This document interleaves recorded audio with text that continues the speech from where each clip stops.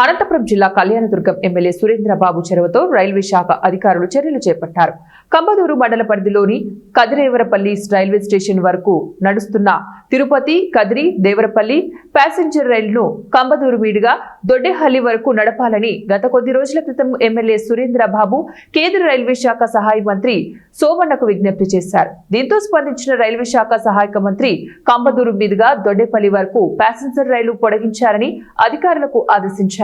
దీంతో railway safety అధికారులు rail engine సహాయంతో కదిరి దేవరపల్లి నుంచి దొడ్డెహల్లి వరకు దాదాపు 20 కిలోమీటర్లకు పైగా రైల్వే పట్టాల ట్రాక్ ను పరిశీలించారు. రైల్వే ట్రాక్ పనులు పూర్తయినప్పటికీ కంబదూరుకు రైలు నడపడం లేదని ఎమ్మెల్యే దృష్టికి గతంలో ప్రజలు తీసుకువచ్చారు. దీనిని దృష్టిలో పెట్టుకుని ఎమ్మెల్యే కేంద్ర మంత్రిని కోరారు. దీంతో కదిలిన రైల్వే శాఖ ట్రాక్ పనులను పరిశీలించడంతో పాటు రైలు నడిపేందుకు శ్రీకారం చుట్టడంతో స్థానికులు ఎమ్మెల్యే అలిమినేని సురేంద్రబాబును, ఎంపీ లక్ష్మీనారాయణను అభినందిస్తూ హర్షం వ్యక్తం చేస్తున్నారు.